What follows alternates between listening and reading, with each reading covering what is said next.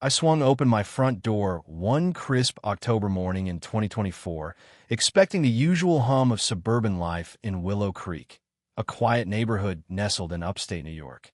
Instead, I was met with a surreal scene, a dozen ducks gliding across what used to be my front lawn, now a shimmering, muddy lake.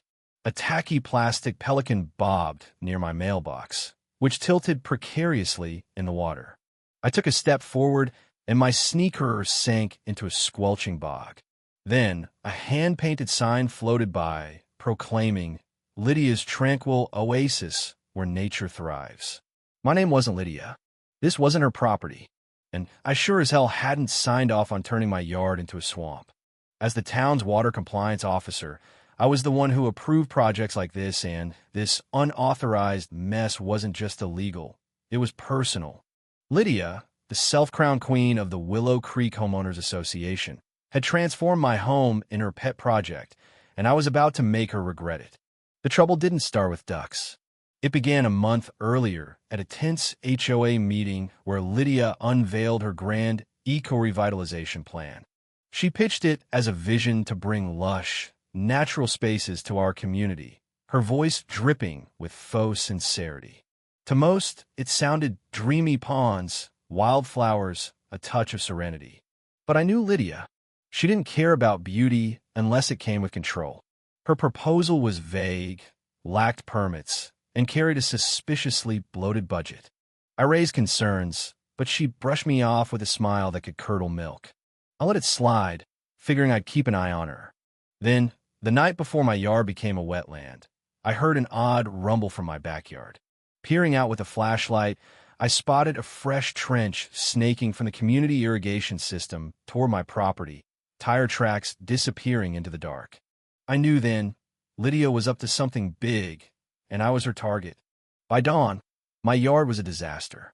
Frogs croaked from my porch steps. Mosquitoes swarmed above the murky water. My rose bushes were submerged, and the flood was inching toward my garage. The local paper, oblivious to the violation, ran a glowing story about Lydia's aquatic haven, complete with a photo of her posing by the water in a floppy hat, sipping iced tea. Furious, I confronted her that afternoon. She was leading a meditation session by the pond, fairy lights twinkling, soft music drifting from a speaker. "Lydia, why is my yard underwater?" I demanded. She blinked, all innocence. "Oh, this isn't your pond. It's for the community. Your lot was just perfect for it. Nature chose you." Her smugness was infuriating, but I held back. I wasn't going to lose it. I was going to dismantle her scheme, piece by legal piece. For days, I became a one-woman investigation unit. I measured water levels hourly, photographed the trench, and used my department's thermal camera to trace the underground flow. The evidence was damning. Lydia had redirected the HOA's irrigation system, creating a deliberate flood on my property. She wasn't just reckless, she was calculated. Meanwhile, she turned my misery into her stage. She hosted pond blessings, invited kids to feed the ducks, and even had a local choir perform at her grand opening. Nobody seemed to care that her paradise was unpermitted, unfiltered, and sitting on top of a critical fiber optic junction. One wrong move, and the whole neighborhood could lose internet and power for days. Things escalated when my colleague, Mark from the utilities department, tipped me off. Someone had tampered with the irrigation controls, setting my address as the default drainage point. Lydia had hardwired her fantasy into the system.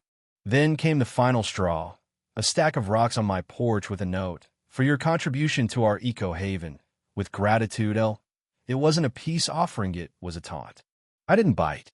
Instead, I finalized my report, sealed it in an envelope, and sent it anonymously to the State Environmental Board.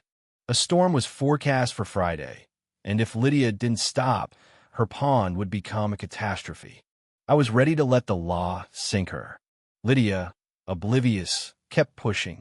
She hired a shady ecologist named Todd, who poked at the water with a straw and declared it a spiritual ecosystem. I recorded his nonsense, along with Lydia's self-congratulatory rants. The pond was leaking now, seeping into my garage's foundation. Tests showed dangerous nitrate levels from fertilizer runoff. Lydia didn't care. She was too busy planning Moonlit Waters, a community event with wine, music, and yoga, all on my property. She hadn't asked permission. She didn't need to. In her mind, she owned Willow Creek. But I wasn't idle.